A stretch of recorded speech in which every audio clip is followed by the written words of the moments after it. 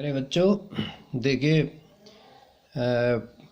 Virtual class की श्रृंखला में एनसीईआरटी का पहला चैप्टर रिलेशन फंक्शन समाप्त हो चुका है।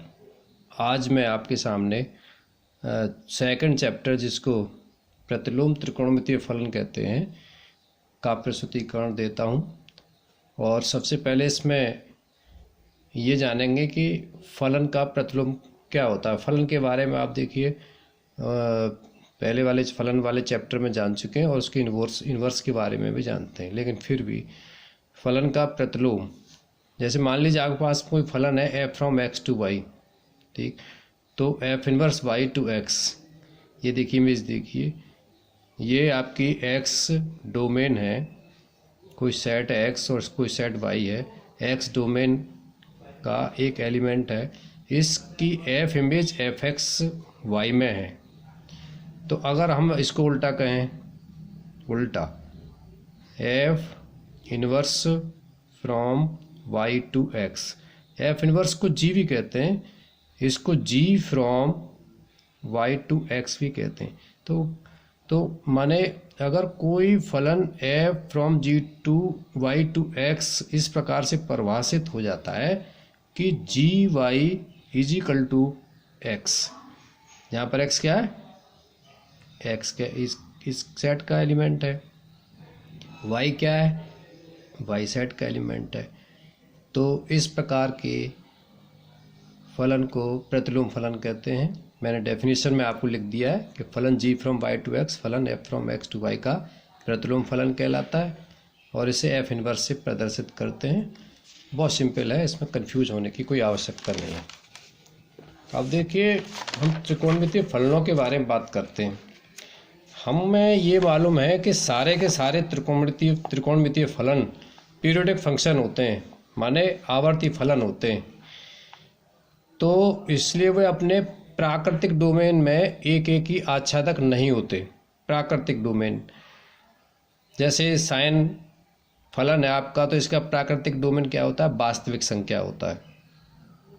अब आप कहेंगे आवर्ती फलन कौन से होते हैं, तो आवर्ती फलन वो होते हैं जो अपने रेगुलर वैल्यूज़ को अटेन करते रहते हैं, प्राप्त करते रहते हैं रेगुलर इंटरवल्स में। जैसे 0 है, पाई है, तो ये 2 पाई होगा आपका, जितना नीचे गया है उतना ही ऊपर जाएगा, इसी तरीके से इधर चलेगा ये। तो इस तरह के फंक्शन जो होते हैं पीरियोडिक कहलाते हैं। ये 11th में हालांकि हमने आपको इसका अध्ययन करा दिया था। तो हम बात कर रहे थे कि सभी त्रिकोणमितीय फलन जो हैं आपके आवर्ती होते हैं, और इसलिए वो अपने प्राकृतिक डोमेन में 1 1 ऑन टू नहीं होते हैं।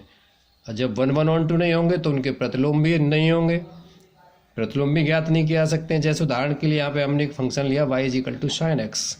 अब आप देख रहे हैं इसका प्राकृतिक डोमेन हमने ले लिया 30 डिग्री, 150 डिग्री, 390 डिग्री, 510 डिग्री।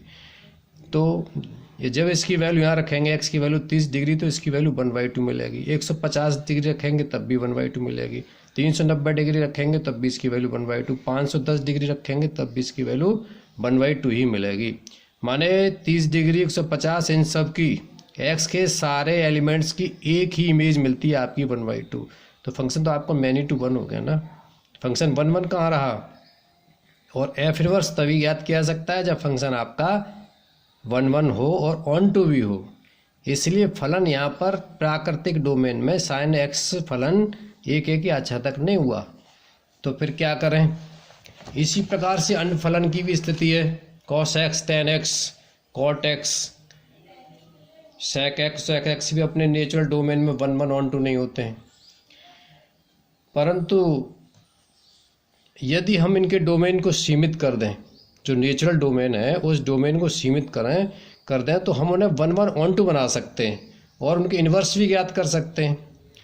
अब आइए कुछ ऐसे डोमेन लेते हैं, कुछ ऐसे डोमेन पर विचार करते हैं साइन के, जैसे -π/2 से लेकर के π/2 है, π/2 से 3π/2 क्लोज इंटरवल वाले हैं, बंद अंतराल 3π/2 से 5π/2, या इन्हीं के माइनस वाले अंतराल ले लिए, बंद अंतराल माइनस वाले, या व्यापक रूप से कहें तो हम आपका nπ - π/2 से nπ + π/2 इनके बीच के, और प्लस ये भी, इस पर विचार करें। यहाँ पे n की वैल्यू क्या है, z है, पूर्णांक है इस पर विचार करते हैं तो इन सभी डोमेन पर साइन एक्स जो फलन है आपका वो एक एक ही आच्छादक है, 1 1 on 2 है। इन सारे के सारे डोमेन पर, इन सारे के सारे अंतराल पर आपका साइन एक्स फलन जो है एक एक ही डोमेन है।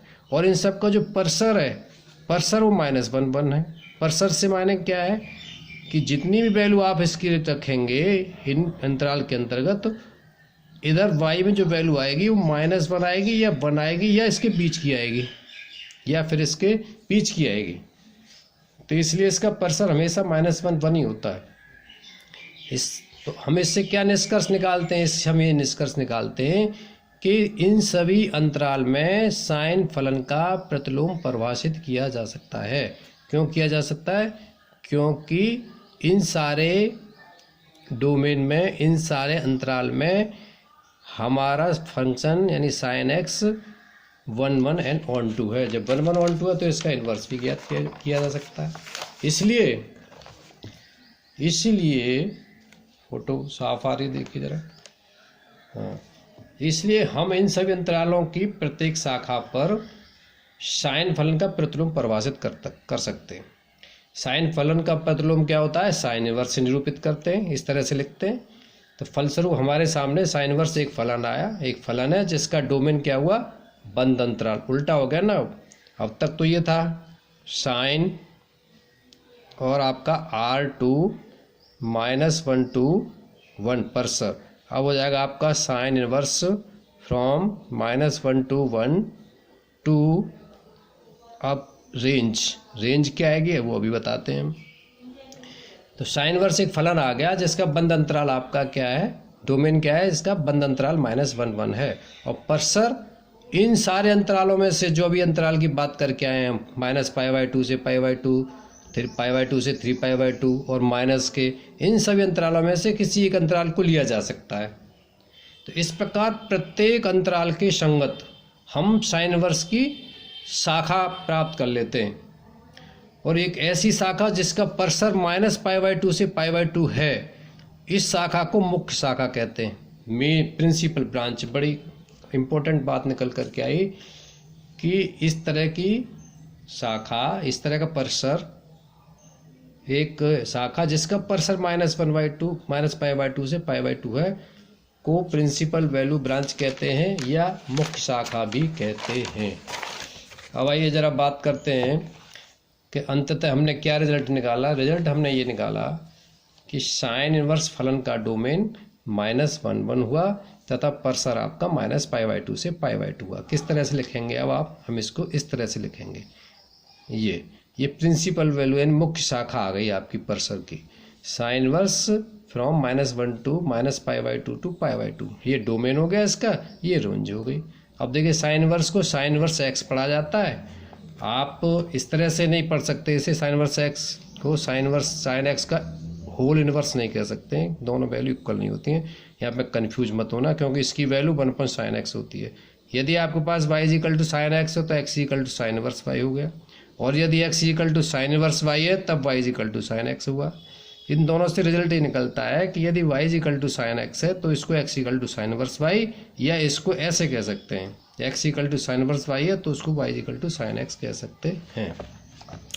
तो इससे रिजल्ट हमने ये निकाला कि किसी त्रिकोणमितीय फलन का वह मान जो उसकी मुख्य शाखा में स्थित होता है, प्रतिलोम त्रिकोणमितीय फलन का मुख्य मान कहलाता है। मुख्य मान।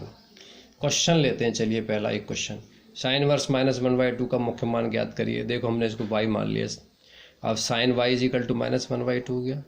लेकिन हम जानते हैं साइन इनवर्स फलन की मुख्य शाखा का परसर कितना होता है? -π/2 से लेकर के π/2। तो जाहिर सी बात है साइन y = -sin π/6 हो गया। इसको हम साइन -π/6 लिख सकते हैं। क्यों लिख सकते हैं? क्योंकि sine minus theta = -sin theta होता है। यह ऐसे कर लीजिए, ये इसकी वैल्यू ये हो जाएगी। तो y की वैल्यू आपकी -π/6 आ गई। क्यों आ गई? क्योंकि -π/6 इसमें आती है, -π/2 से π/2 के बीच में आती है, इसलिए y का मान आपका -π/6 आया, यानी y का मुख्य मान -π/6 आया। इसके बाद आज इतना ही, और कल हम इससे आगे की आगे शुरू करते हैं। तब तक के लिए आप इसे रिवाइज कर लें। धन्यवाद।